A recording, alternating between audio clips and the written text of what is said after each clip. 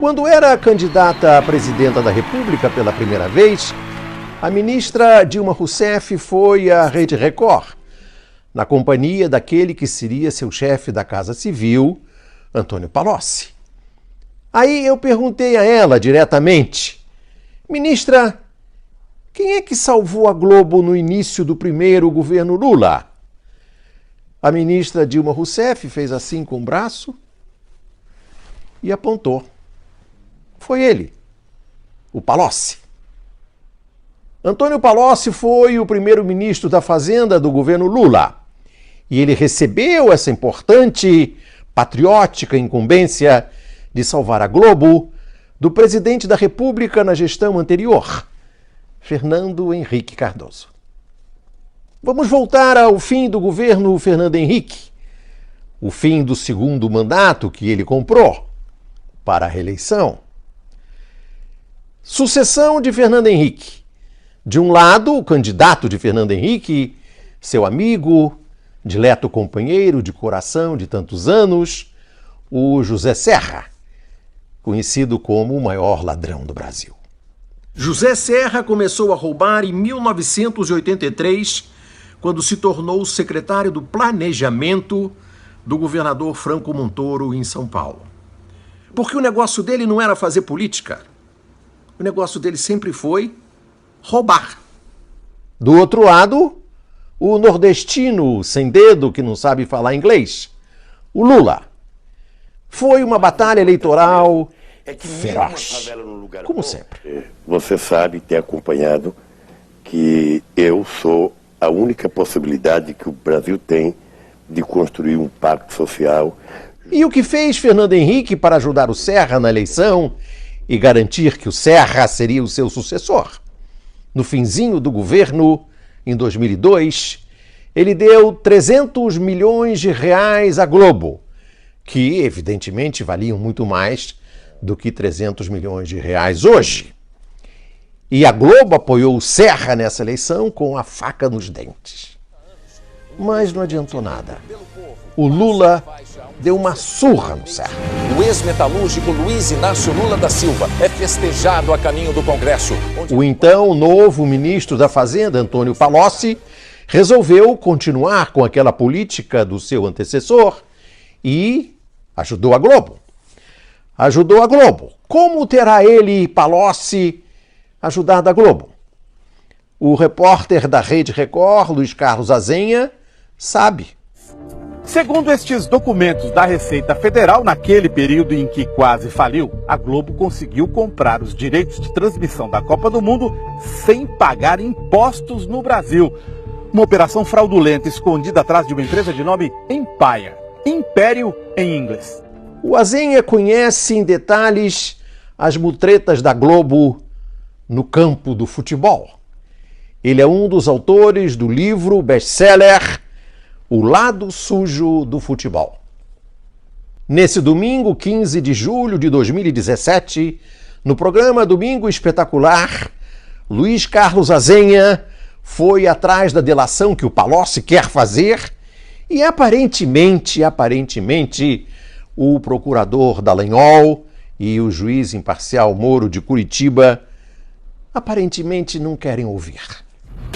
A única situação que eu discuti com o BNDES Créditos foi em situações de empresas que iam entrar em falência, que eram empresas de grande porte no Brasil e cuja falência poderia significar uma fila de falências de muita repercussão. Empresas da área de comunicação tiveram problemas sérios nesse período. Palocci definitivamente não podia deixar a Globo falir. A Dilma também não. E a Dilma queria se reeleger. Então, como o Fernando Henrique em 2002, a Dilma, em 2014, resolveu não deixar a Globo falir. A Globo estava quase falida e enterrada de dívidas na Receita Federal. O Azenha explica isso muito bem, detalhe por detalhe. No dia 18 de junho de 2014, a Dilma baixou a Lei 12.996. Era para perdoar a dívida da Globo, além de outros poucos devedores da Receita. O prazo para aderir era até o dia 25 de agosto.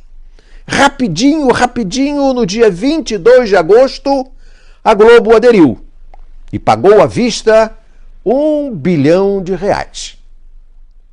E o filho do Roberto Marinho se livrou, por enquanto, da cadeia. E pagou à vista um bilhão de reais, mas peraí, a dívida era de 2 bilhões, com juros, multa, correção monetária. E o outro bilhão? O outro bilhão? O outro bilhão o gato comeu. A Globo deveria ter simplesmente comprado os direitos de transmissão e pago os impostos. Ela não fez isso. Ela criou uma série de empresas para que uma dessas empresas herdasse os direitos e esses direitos passassem para a Globo como que por osmose, assim, sem que houvesse o ato de comprar os direitos diretamente pela Globo sem pagar os impostos. Quer dizer, o gato, não. Seria um escândalo. Já imaginou, amigo navegante, espectador dessa TV afiada? Um filho do Roberto Marinho, um dos homens mais ricos do universo, encana numa cela comum. Cela comum, sim, porque os filhos do Roberto Marinho não têm diploma universitário. A Receita Federal acusou a Globo de simulação. Multou a empresa em 150% do valor do imposto sonegado. Pretendia processar um dos donos da emissora, José Roberto Marinho, por crime contra a ordem tributária. Mas o Brasil é um filme pornográfico. Como diz o Azenha, aí a essa altura se assistiu a uma cena de cinema. Quando a denúncia veio à tona, o valor devido pela família Marinho aos cofres do governo brasileiro, com multa e juros, já passava dos 600 milhões de reais. Foi então que aconteceu um episódio de cinema. Uma funcionária da Receita do Rio de Janeiro, Cristina Mares Ribeiro, que estava em férias, furtou o processo. Foi na véspera dele ser remetido ao Ministério Público Federal. Um dos donos da Globo corria o risco de ser processado criminalmente por omitir informação ou prestar declaração falsa às autoridades fazendárias. Isso beneficiou muito a Globo, porque ao não chegar no Ministério Público, não se torna uma investigação de ordem criminal, o que poderia ser um constrangimento muito grande para a família Marinho. Inclusive, constrangimento de ordem política, afinal são figuras públicas que detêm uma influência política determinante no cenário brasileiro, né, na conjuntura política brasileira. Então eles escaparam dessa. A mulher que cometeu o furto foi condenada a 4 anos e 11 meses de prisão, mas passou menos de uma semana na cadeia até receber um habeas corpus do Supremo Tribunal Federal. E quem será que deu o habeas corpus à dona Cristina Ribeiro? Quem pode ser? Quem seria o autor desse habeas corpus, Salvador? Quem? O ministro Gilmar Mendes. Ela, condenada a 4 anos e 11 meses de cadeia, ficou na cadeia uma semana. É ou não é uma cena de cinema? Quem sabe de um filme pornográfico? Quem vai botar a Globo na cadeia? Quem quer ouvir a delação do Palocci?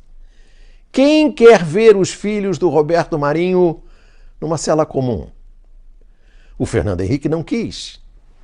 O Lula não quis. O Palocci não quis. A Dilma não quis. O Dallagnol tem uma fixação freudiana no Lula. O Moro vai dizer, como sempre, não vem ao caso. Segundo fontes do Domingo Espetacular, a Polícia Federal teria sido retirada do circuito pela Procuradoria-Geral da República. Integrantes da força-tarefa da Lava Jato denunciam pressões para não aceitar a delação de Palocci sobre a Globo. Quem quer ouvir a delação do Palocci? O Azenha.